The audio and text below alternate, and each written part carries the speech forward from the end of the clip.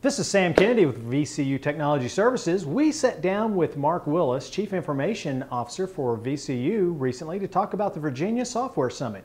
This was a gathering of a lot of the technology leaders from around the state in higher education, as well as software vendors to talk about pricing and licenses. But we won't go any farther. We'll just wait and talk to Mark about it.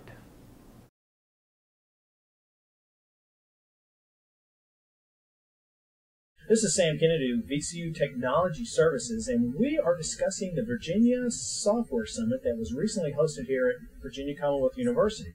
So how did the Software Summit come about, Mark? Well, the idea for the Software Summit came out of a meeting of the Virginia Higher Education Chief Information Officers who met last April.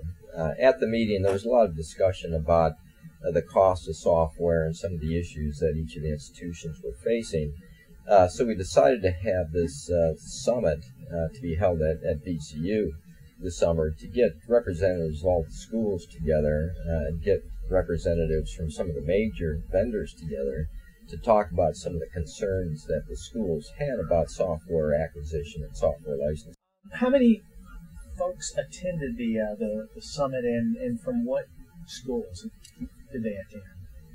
I mean, I know it's Virginia school, so we know that, but was there any private schools? Was it all public schools? I think we had representatives from all of the four-year institutions, right, public institutions in the state. We did have a couple of representatives from the private institutions as well, and they obviously face the same issues that the public institutions face with software licensing, right, costs of software. So you had the schools together, and you had some of the software vendors together. Who were some of the software vendors that attended? We had some of the major vendors, including Microsoft, IBM, Adobe, all the vendors that we have major contracts with and purchase a lot of software from. Okay, so you had about 70 people together in a room to talk about software.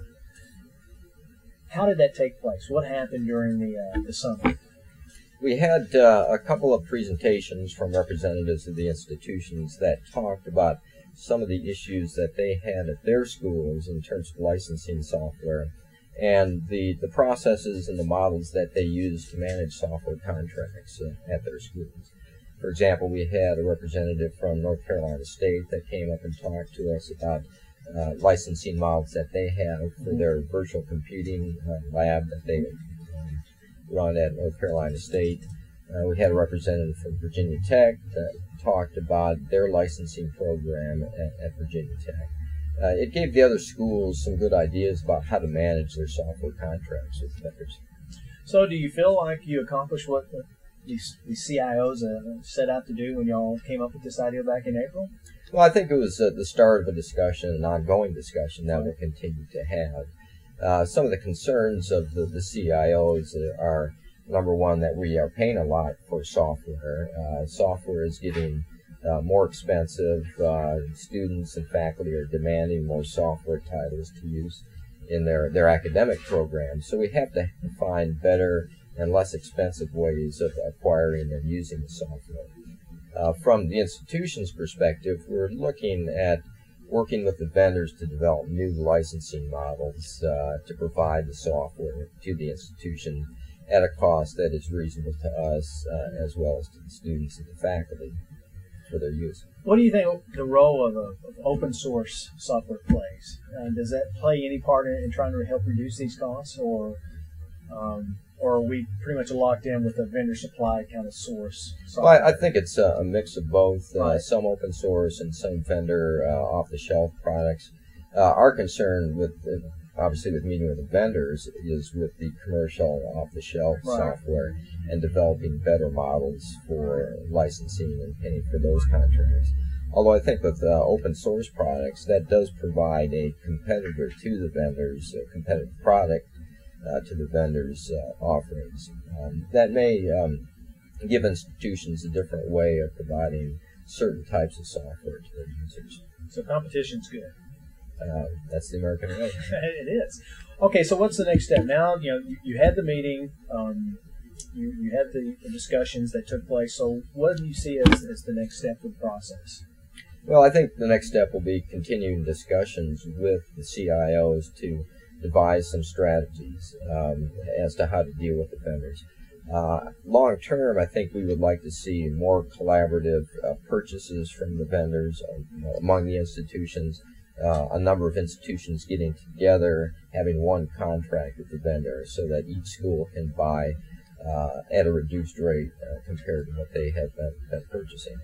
And we're looking at the vendors to revise their model for how they charge institutions for site licenses or for large-scale software purchases as well. While we'd like to get these products for free, we understand that the vendors are running a business and they have to make profits.